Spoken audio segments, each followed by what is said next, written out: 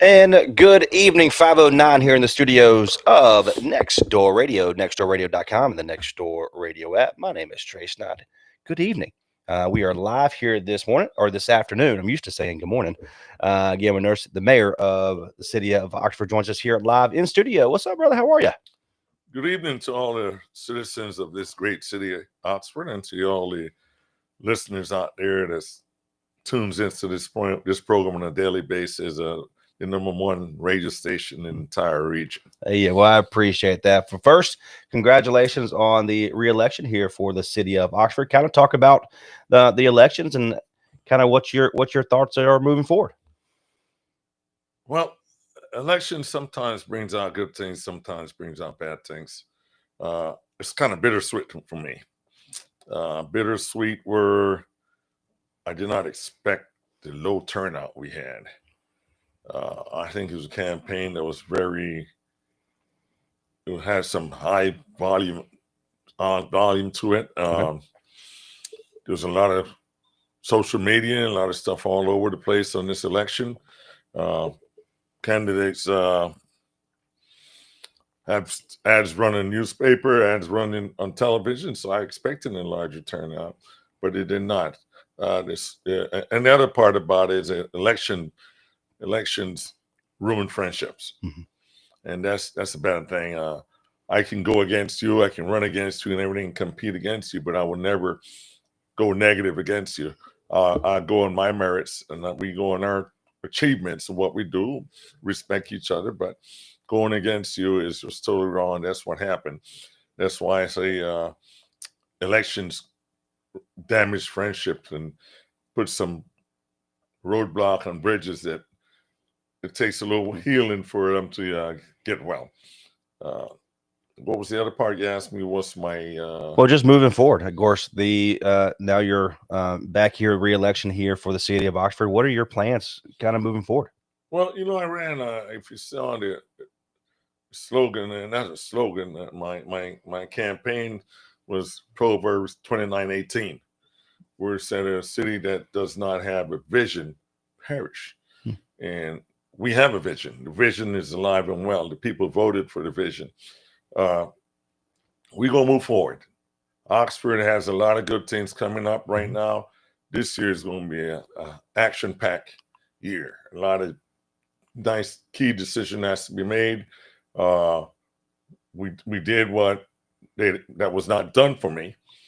We have had a full NDOC for all elected officials and all officials. We went to a full set of meetings with myself, city managers, and all department head. Make sure everybody's up to speed coming in. We didn't want to, my experience coming in was a very brutal experience, but the military knowledge and military experience and leadership I was able to overcome.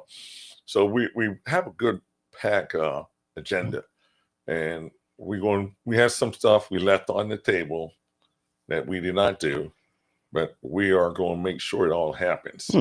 And we have a growth going on in the city. We are really working on it to make sure everything goes according to the way the growth should go, and not like as those say. I don't want to go back in the campaign mode that we're doing crazy growth, but no, there's no crazy growth. Everything is planned. We have meetings daily with different occasions with developers and make sure everything's on track. So I think we go on track, and I see Oxford has a bright future. We're looking at some big projects, Okay. And one of my biggest project was get our city public safety building, and that's my number one objective right now. We got to lock into it. We got the land. We just got to get it cleaned up and issue a design and build contract, and then we move from there. Once we get that done, we can always go out and ask for grants or whatever we have in line to do that. And the other big thing I see, Oxford is a growing city, and we're going to be doing some big business. We need not to put anything down. I think we need an hotel that's capable. We have hotels, but we need that one signature hotel in our footprint that will help boost not just that signature hotel, it'll boost every other hotel in the region. Fantastic. And Gamer Nurse joins us here in our studio, part of our local talk during the 5 o'clock hour. My name is Trace Nine. He is the City of Oxford Mayor Gamer Nurse. You talked a little bit about it, and a lot of things that you see on, Facebook is, trying to either attack somebody or, get them frustrated and try to get them off their game or whatnot. But the biggest part is you hear and you see, we're growing, but are we ready for growth? And walk us through that aspect of it. You said you have a lot of projects coming, but are we ready here in the city of Oxford? Well, growth is not going to happen for another 3 to 4 years. We got to be smart about that. You just don't get a development that drops in, boom, and there's 500 houses this year. We got Hatcher Creek moving. If you see where Hatcher Creek is at right now, that's a signature development going down in the city, and we had to do a lot of things to move that along. We got the Meadows coming along. So right now, for those two developments, we're good. With the Meadows, we're good where we had. We still need to do a couple things. With Hatcher Creek, we need to go back and do some more things. That's why you see there's a lot of still infrastructure being done and water and sewer in certain areas in the community. Those are funds that was granted to the city by the previous engineer worked on that. So we got to go ahead and execute. So we got to get those water and sewer lines in. And from there on, we work and we have to look at personnel. Do we have the capable, the right personnel to do the right job? Everything takes expertise. We have a lot of inspections coming up now. We need to get a project manager, inspector locked in that we can have to go, because once this keep moving, it's going to be, we don't want to have to be delaying anything. So I think we have everything planned. The staff, we short of some staff personnel, but what we have right now in the planning and development, which is the key area, we're very solid. We have an engineer, even though he's interim, because we had to get an engineer with the short notice we have, and we're actually going back out and pushing it to a recruiter to get more engineering personnel. I think we good. Once we get our police chief, our new police chief, we need a little different vision in there, a futuristic vision, where we're going to be not just dealing with Oxford from 20 years ago. You're dealing with Oxford that's very, very growing, and you have cultures coming from all over the world. So I think we're moving the right way.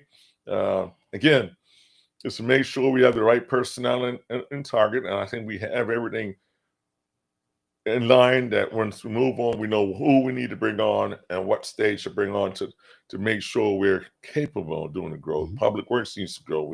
We're missing a public work director, we're missing a street director there. But right now, we have one of the most, how can I say, is he a jack of all trades? Maybe that's not the right word, but I have a number one leader in the staff. This is our fire chief. This man does everything. He knows everything. You can call him and ask him something, and bam. And I think this is funny. He inherited it from his dad, because his dad is one of the main person I go to find out about anything we do in the infrastructure in the city, water, sewer, gas, whatever it is. That man can tell you his age. Still? Oh, man. David Sr. can tell you age, everything, and his son is like that. So we have that team we're working on. We have that nucleus, and that the nucleus we have, the core. As long as we keep that core solid and thinking and moving ahead, we'll be ready. We are ready right now for what we have, and we will be ready by next year, when Hatcher Creek really completes those apartment buildings. That's where we're going to see a lot of people coming in. The townhomes and the Doug side with the single family home, which surprisingly, some of these single family homes in Hatcher Creek are sold already. Oh, wow. They're sold. So I think we're doing all right. And the economical, the commercial side out front, that's booming. We'll have a meeting with them the next couple of days. That's booming. So you're going to have townhomes, single homes, apartments, and you're going to have a nice. Commercial front out there, restaurants, different businesses are going to set up out front. Fantastic. In the city of Oxford. Mayor Gamer Nurse joins us here on our local talk program here on Next Door Radio, nextdoorradio.com, and the Next Door Radio app. My name is Trace. And of course, our phone number is 919-618-9258. We are live by way of our video stream presented by OnTech. You can leave a comment on our socials and feel free. We'll be able to get that on the air for you as well. A lot of the biggest thing you see on WRL, you see on local radio stations is ICE. Talk a little bit about that. Or people just want to know they're safe. How's everything going there? I did a press release from the office of the mayor dealing with ICE. The problem ICE is not the immigration problems. That's something new. 48 years ago, Ronald Reagan did an amnesty program, which unfortunately not all immigrants took advantage of. Some were scared and they were going to be trapped and deported, but the vast majority took advantage of that. Fast forwarding 48 years after Ronald Reagan, no president did what they promised to do. They just let immigration flow, and the key thing is development. I'm not trying to say anything wrong, but the hardest working culture in the U.S., in construction, restaurants, whatever you name it, is the Latino community. The Latino community works 14 days a week. Wow. A week have 7 days, but they work 14. They'll work in the morning, they work in the night, and they combine and work and keep working. You go to any major construction project in the U.S., where there's highway, where there's whatever it is, the Latino community is the highest man force out there doing the job. Okay, the presidents didn't do what they have to do. President Trump came in and he ran and what said he was going to do for the immigration. He did, but why did he have to go to extremes? He didn't have to go to extremes, but a lot of things have forced that. Prior to the end of Biden's presidency, he just opened up the gates to let anybody into the country. As a military man, you don't do that. You don't know who's coming in. Everybody look at the Latinos, how many Chinese, how many foreigners came in from England, Ireland, Turkey, Spain. If you look at it, if you go back to the all who knows history, go back and look in the Cuban, when the Mariel, they call it Marielitos, when Fidel Castro opened up and let everybody come out and people was going over there in yachts and picking people up. What did Fidel do? He opened his prisons and he sent all the prisoners away from Cuba. A whole lot of these guys that came were jailbaits. They were in prison for crime, and he got rid of them. Now, we got a lot of those criminals that came in during the Biden era, but not all of them were criminals. So I think the president found himself in a situation he had to do something. Is it being done the right way? No. I think they could have done a better job at getting rid of the criminals, what they had to do. But there's some hardworking families. There's folks that have been there 40, 50 years and has businesses, homes that they don't have their paperwork right. They may have a work permit, but in this administration right now, work permit don't mean anything. They send you out there, deport you with a work permit.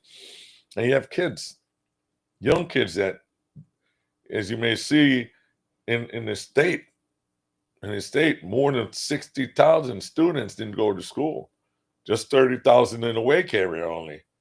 Why? Because they were scared that they go to school, their parents are gone when they come home. Who's going to take care of them? Who's going to live? So everybody keeping their kids at home. I think there could have been a better approach. I'm a little ashamed of Secretary of State Marcus Rubio as a Latino. He should have worked with the president and say, let's do something more civilized and more humane to take care of that. But they did not, and it's wrong. It has created emotional stress and a lot of families, a lot of mental issues. A lot of families are really stressed out about this. I have dealt with so many cases, not just in Oxford, not just in Vance County. I get calls from all over the state of people, due to my position as the first Latino mayor, asking my opinion. I've gotten calls from other mayors from other Oh, wow. states and city, asking me what's my take on it, because my press release was simple. The Democrats and the Republicans need to sit down and come to agreement and work on immigration. The way we're doing it right now is in your main. Sit down, come to plan and work on immigration. Let me tell you something. They just passed the act that you have to pay more money to ship money out of the state, out of the country. Think about it. If you go shopping anywhere, how many immigrants are at Walmart lined up sending money on MoneyGram or Western Union or Walmart out of the country? That's, there's millions of dollars leave the country by laborers that cannot have. They can have a bank account, but they don't trust having a bank account. Because an immigrant can have a bank account, Mm-hmm. It's just that they don't trust. So all that money goes out to the U.S. The process of becoming a legal resident in the United States runs anywhere between $5,000 to $8,000. Think about it: 8,000 times 80 million. Wow. That's immigrants undocumented in the U.S. Wow. Our national deficit goes down if the government is going to reap the money. They have control. I know where you're at. Show me your PAT. You have a 5-year period to get a PAT to your citizenship. And you go through the process. If you go to jail, you get stupid, do drunk driving, do something stupid, you violate a female, you violate anybody, do something stupid, then you lose your break. Guess what? All the money they're sending to all over the world is right here in our banks. And it's going to help our economy. A lot of folks own homes, property. I know immigrants that own acres and acres of land and so many homes that they rent. Mm-hmm. We need to think about that. Yeah. I just think the ICE situation's bad, and if it was to just get the criminals, like I said, yes, but it's gone way beyond what was said to the American public. And like I said, I came to the U.S. I became a citizen of the United States. I served in the armed forces, which a lot of my critics talk bad about me. They have been serving the armed forces. They won't even go in the Boy Scouts. So I don't listen to those. But I serve in this country, and I serve this country, and I've been into conflicts for this country. And if it happens again, I'll do it again. But just got to be a better path to immigration. Well, I appreciate it for touching on that. I know that's a big topic, not only on social media, but all through the airwaves and local news. So I appreciate that very much. Again, my name is Trace Knott. He is Guillermo Nurse. He is the City of Oxford Mayor here on our Local Talk program during our 5 o'clock hour here today. If you missed this live program, it's going to be up on our website. Feel free to go there and check back of all the Local Talk programs that we've ever done at nextdoorradio.com. At the November 17th Granville County Commissioners meeting, now I am reading this directly word for word from the from the Ledger News, which is right directly in our building here. At the November 17th Granville County Commissioners meeting, Granville County Attorney Jim Wynn announced that the county would drop its lawsuit against the city of Oxford, which revolved around legal issues concerning the zoning and annexation of 2 properties. The lawsuit was previously created earlier this year after the county alleged that the city of Oxford was improperly zoning and annexing the Hunt Landis development and the Perry Farm development by voting to zone the properties before the completion of the annexations of the land. So it was dropped. What led to them really providing the lawsuit? You need to read my statement at the end. Okay. And then I'll answer. All right. Read what I said at the end. Let's see. Dismissal. There you go. Dismissal opens the door of opportunity for the city and the county to settle our differences and start working for the citizens of the city of Oxford and Granville County. Oxford Mayor Guillermo Nurse. And the other part I said, we need to put our egos aside. Oh, there it is. Let's move and do things right, Nurse continued. Get our egos out of the way. The city stands that we did not do anything wrong. The state doesn't dictate how you do annexation. We didn't sign anything. All we said is we go and approve it. And it was a conditional approval, which was right. There was no need for all this. It's just like some people felt offended. Their feelings got hurt. Maybe what I said, maybe what Carlos said, and they used that as a motive to do it. The first time it came up was a young lawyer, which I respect, and I reached out to him and say, look, man, I'm sorry if I offended you when you first came out. Because what I did was, when I asked him, I said, why are you here?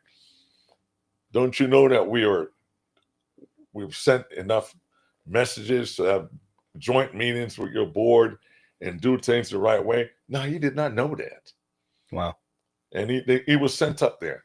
Right after that, I called several of the board commissioners that have ties district with Oxford. And that same night, they said, we didn't know anything about it. We don't know anything about it. But yet, they came back and signed a document and said, yeah, they didn't know about it. That's wrong. Okay? Now, one thing I like about the board in Oxford is when we're wrong, we're wrong. And if I'm wrong, these guys and girls would tell me I'm wrong.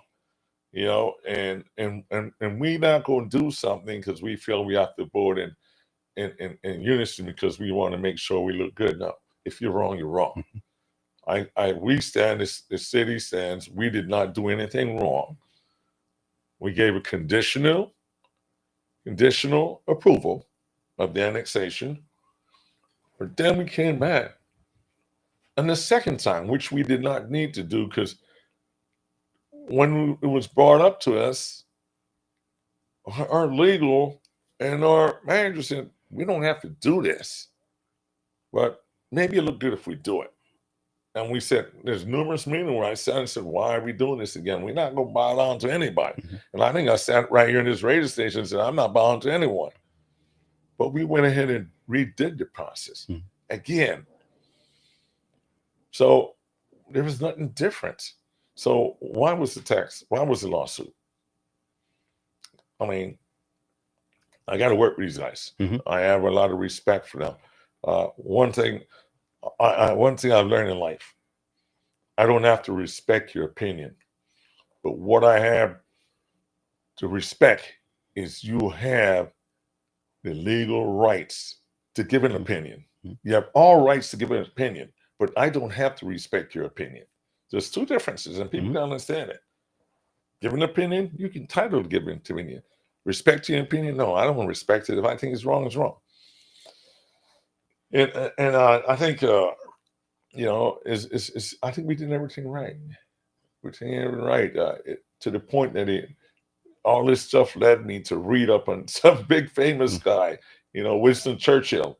I had to go back and read some of his things when he took control, when he was pushed into office because the prime minister resigned. I went back and read about Abe Lincoln. Okay. Abe Lincoln ran 4 different times for office and he lost. So I think we were right in what we did, but just the time right now. After every grievance and every problem, there's a time now. Let's sit down, guys. Let's try not to make this happen again. This took place back in the early 2000s. And when I got in office, the first thing I tried to do is have a joint meeting. And I have all the emails and phone conversations that I've had with different my fellow county commissioners requesting a joint board meeting. And all along the way, my commissioners can tell you, the ones that are leaving, the ones that are there, will say the biggest thing we were told, the last time we had a joint meeting with you guys, Al Woolif got out and walked out. And I always say, Al Woolif, the mayor left office in 2011. And we're talking in 2023, 2024, 25. And you're talking about Al Woolif disrespected the county. That don't have no merit. Now they were talking about me disrespecting them. I'm not disrespecting them. You have the right for your opinion, but I don't have to respect your opinion. And as long as we can learn that and work together, I think it's time now.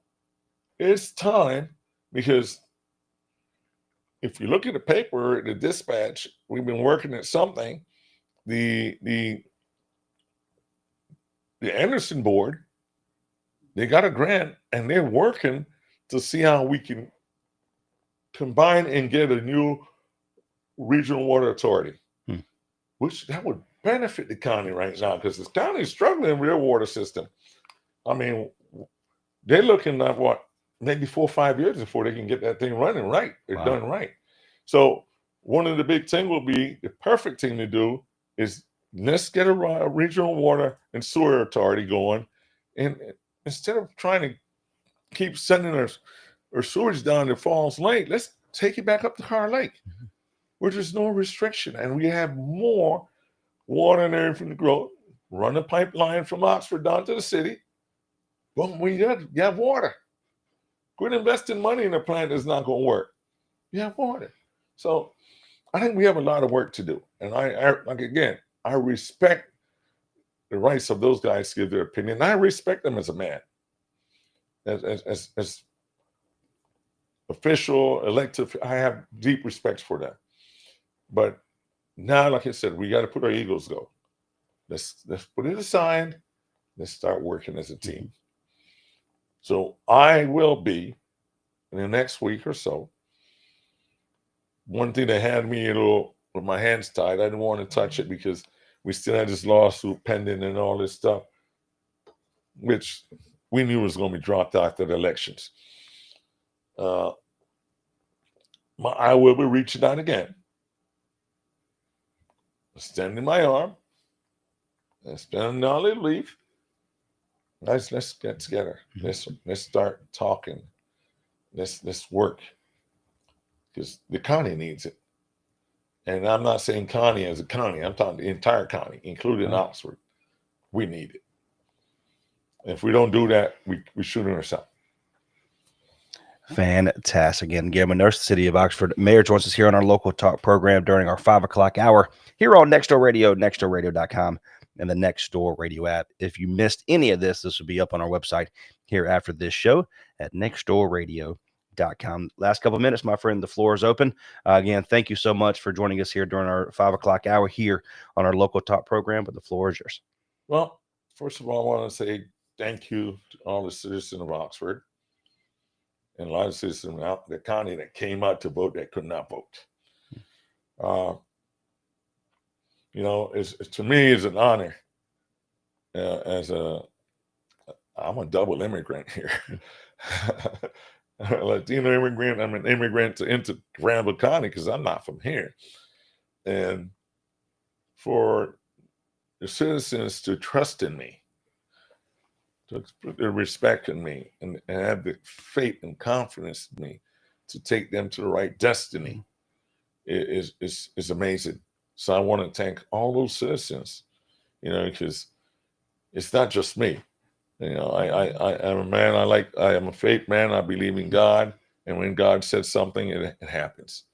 And I just want to thank everyone.